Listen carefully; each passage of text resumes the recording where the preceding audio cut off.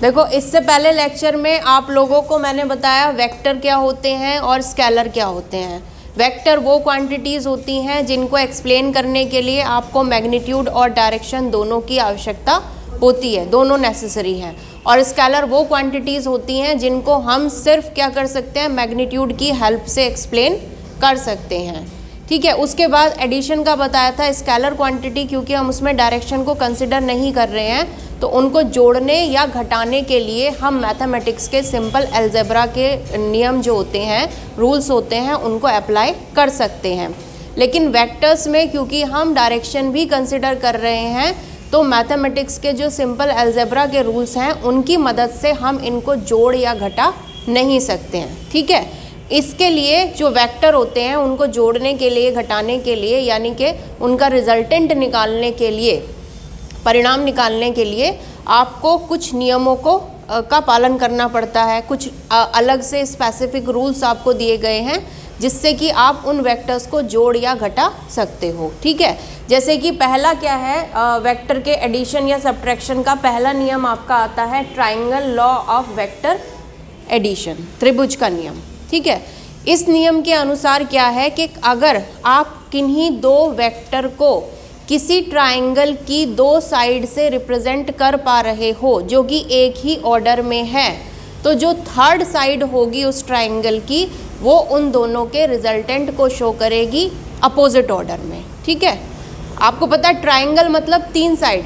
ठीक है, अगर उस ट्राइंगल की दो साइड जो हैं वो किन्हीं दो वेक्टर को रिप्रेजेंट कर रही है, किसी भी ऑब्जेक्ट पे या कहीं पर भी दो वेक्टर जो अप्लाई किए गए हैं, अगर उन्हें हम उस ट्राइंगल की दो साइड से रिप्रेजेंट कर रहे हैं एक ही ऑर्डर में, ऑर्डर का मतलब हो गया डायरेक्शन, या तो क्लॉकवाइज डायरेक्शन लोगे या एंटी क्लॉकवाइज डायरेक्शन लोगे, तो जो थर्ड साइड होगी वो उनके अपोजिट ऑर्डर में उनके रिजल्टेंट को शो करेगी। ठीक है, इसके लिए हम एक पिक्चराइजेशन लेके चलते हैं। मान लो हमारा ये क्या है, वेक्टर ए, और ये है आपका वेक्टर बी। ये एक दूसरे से किसी भी पर्टिकुलर डायरेक्शन में है, वो बाद में कंसिडर करेंगे। तो अभी हमें वेक्टर ए, मान लो डिस्प्लेसमेंट ही हम लेकर चल रहे हैं, displacement is a vector quantity. तो ये क्या है, ए एक डिस्प्लेसमेंट को शो कर रहा है, कोई बॉडी मूव कर रही है, उसका पहला डिस्प्लेसमेंट ए वेक्टर से शो कर रहे हैं और दूसरा बी। आपको रिजल्टिंग डिस्प्लेसमेंट बताना है कि नेट उसका कितना डिस्प्लेसमेंट होगा। तो आपको ये इस तरह से वेक्टर दे दिए। अब आप इसमें ट्राइंगल लॉ कैसे अप्लाई करोगे, सबसे पहले आप कोई भी एक वेक्टर इनमें से ले लीजिए। मान लो हमने क्या लिया, वेक्टर ए ले लिया। तो अब आप इस वेक्टर ए के पैरेलल एक एरो यानी कि एक लाइन ड्रॉ करोगे जो इस वेक्टर के मैग्नीट्यूड और डायरेक्शन दोनों को शो करेगा। पैरेलल लोगे, ठीक है, यानी कि उस वेक्टर का जो आप यहाँ पे लाइन ड्रॉ करोगे उसमें जो एरो लगाओगे वो एरो ए की डायरेक्शन को शो करना चाहिए, और उसकी जो लेंथ होगी वो आप अपना कोई भी स्केल लेकर इस तरह से लेके चलोगे कि वो ए के मैग्नीट्यूड को शो करे। मान लीजिए हमने कहा ए का जो मैग्नीट्यूड है वो 5 मीटर है, तो आप अपने स्केल से अगर पेपर पे उसको रिप्रेजेंट करना चाह रहे हो तो 1 सेंटीमीटर को 1 मीटर आप शो कर सकते हो।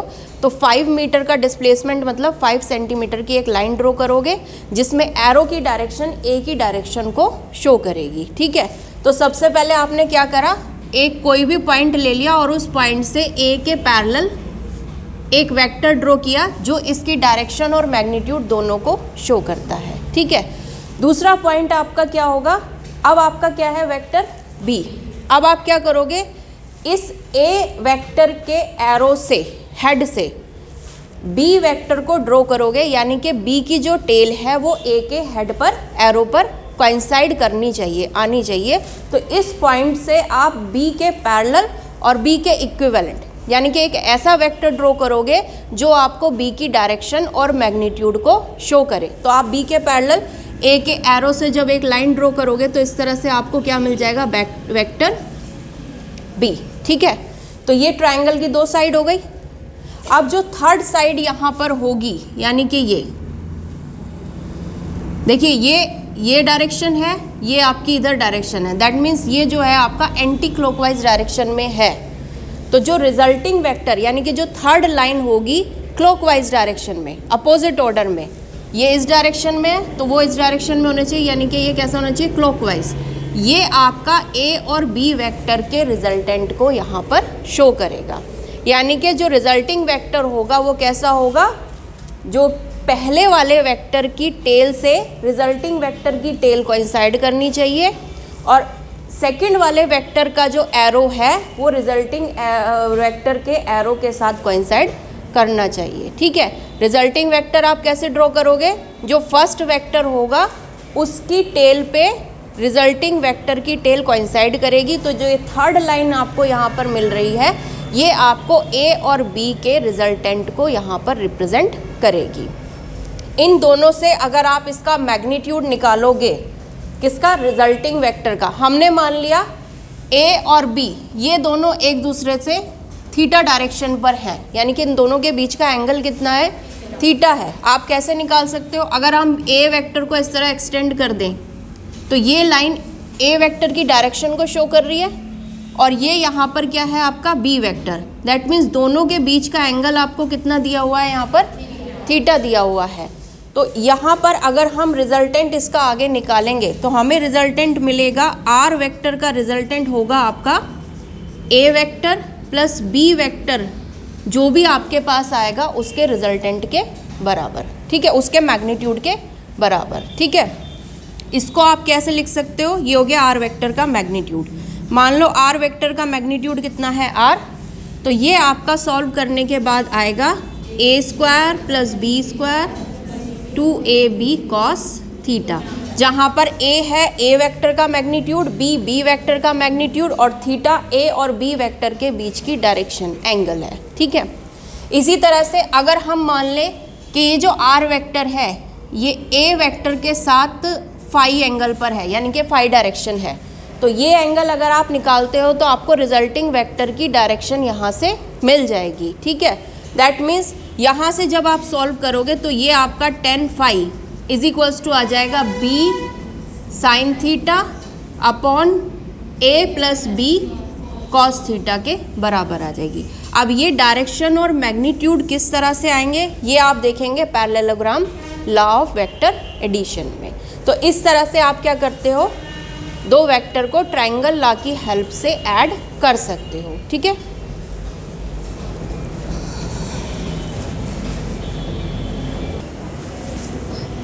अब हम एक एग्जाम्पल लेंगे, वेक्टर एडिशन कैसे करेंगे ट्रायंगल लॉ में। ठीक है, एग्जाम्पल एक प्रैक्टिकल डिस्प्लेसमेंट का एग्जाम्पल लेते हैं। मान लीजिए ये एक पाइप है, ठीक है, इसमें हमने एक बॉल को क्या करा है, मूव करा है, इस तरह से रोल कर दिया। बॉल जो है इस पाइप में आगे की तरफ मूव करेगी, और हमने इस पाइप को भी रोल कर दिया इस डायरेक्शन में। तो यानी कि जो पाइप है, अगर हम मान लेते हैं ये एक्स एक्सिस है और ये वाई एक्सिस है, तो आपका जो पाइप है वो रोल कर रहा है वाई एक्सिस की डायरेक्शन में, और जो बॉल है वो पाइप के अंदर मूव कर रही है एक्स एक्सिस की डायरेक्शन में। ठीक है, तो जैसे जैसे टाइम बढ़ेगा बॉल इस पाइप में आगे की तरफ मूव करेगी, और ये पाइप भी क्या करेगा, इस डायरेक्शन में आगे की तरफ मूव करेगा। दैट मीन्स अगर हम बाहर से देखें तो हमें बॉल का जो मोमेंट है वो ऐसे ना होकर इस डायरेक्शन में दिखेगा। मान लीजिए 1 सेकेंड में ये बॉल इस पाइप में यहाँ से यहाँ तक 3 मीटर मूव करती है, और ये पाइप जो है यहाँ से यहाँ तक 4 मीटर मूव करता है। यानी कि ये डिस्प्लेसमेंट आपका हो गया 3 मीटर मैग्नीट्यूड, और यहाँ हो गया आपका 4 मीटर। तो आपको रिजल्टिंग डिस्प्लेसमेंट जो होगा, अब यहाँ पर अगर आप देखें तो ये ट्राइंगल की एक साइड को शो कर रहा है और ये दूसरी साइड को शो कर रहा है। अगर हम ये क्या, इसकी डायरेक्शन क्या है, दिस वे, यानी कि पॉजिटिव एक्सिस। ठीक है, और इसकी डायरेक्शन क्या है, पॉजिटिव वाई एक्सिस।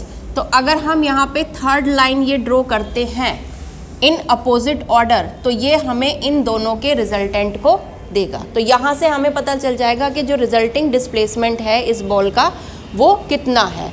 इसको हम इस फॉर्मूले से निकाल सकते हैं। देखिए ए की वैल्यू मान लीजिए कितना है, 3 मीटर।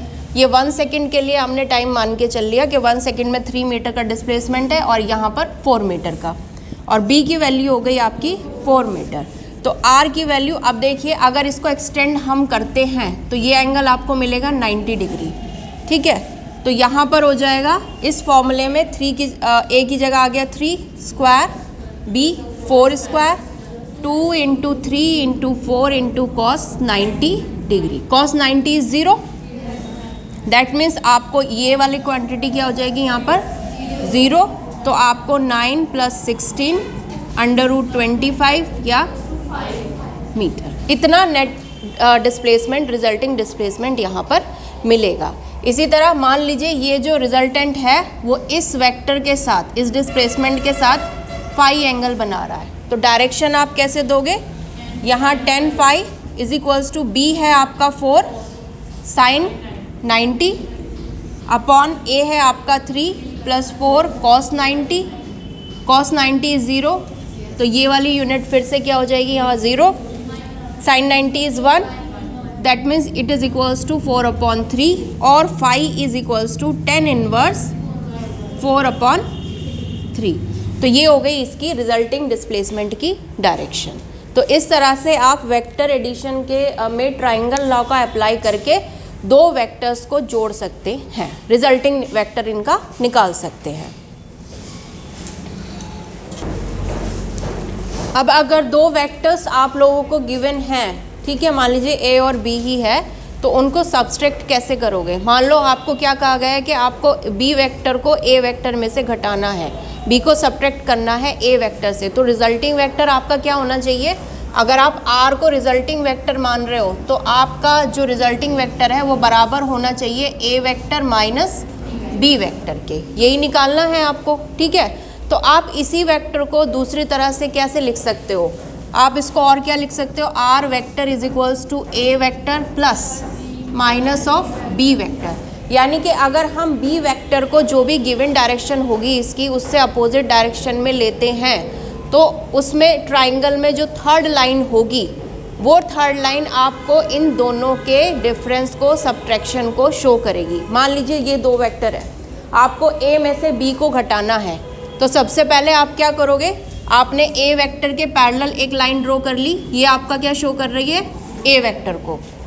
अब बी वेक्टर की डायरेक्शन क्या है, ये, इससे अपोजिट डायरेक्शन अगर आप लोगे तो ये मिलेगी आपको, ठीक है। तो दैट मीन्स इस बी वेक्टर को अगर अपोजिट डायरेक्शन में और इक्विवेलेंट मैग्नीट्यूड में अगर आप ए वेक्टर के एरो से रिप्रेजेंट करते हो तो जो थर्ड लाइन यहाँ पर मिलेगी वो आपको इन दोनों के सब्सट्रैक्शन के रिजल्टेंट को शो करेगी। यानी कि अगर इस तरह से हम ये ड्रॉ करते हैं तो ये हो गया आपका माइनस बी वेक्टर। तो अब जो थर्ड लाइन है जिसकी टेल ए की टेल से कोइंसाइड करेगी और एरो बी के माइनस बी वेक्टर के एरो से कोइंसाइड करेगा, ये आपको क्या देगा, यहाँ पर रिजल्टिंग वेक्टर आर देगा। यहाँ पर आर वेक्टर किसके बराबर है, ए वेक्टर माइनस बी वेक्टर के बराबर है। अगर आप इसका मैग्नीट्यूड निकालोगे तो ये आपको मिलेगा r = a² + b² - 2ab cos theta, ठीक है, जहाँ पर थीटा क्या है, अगेन ए और बी के बीच का एंगल है, ठीक है, एंगल है जो इनिशियली यहाँ पर दिया हुआ था, ठीक है। तो इस तरह से आप क्या कर सकते हो, दो वेक्टर को ट्रायंगल लॉ की हेल्प से सब्सट्रैक्ट कर सकते हो।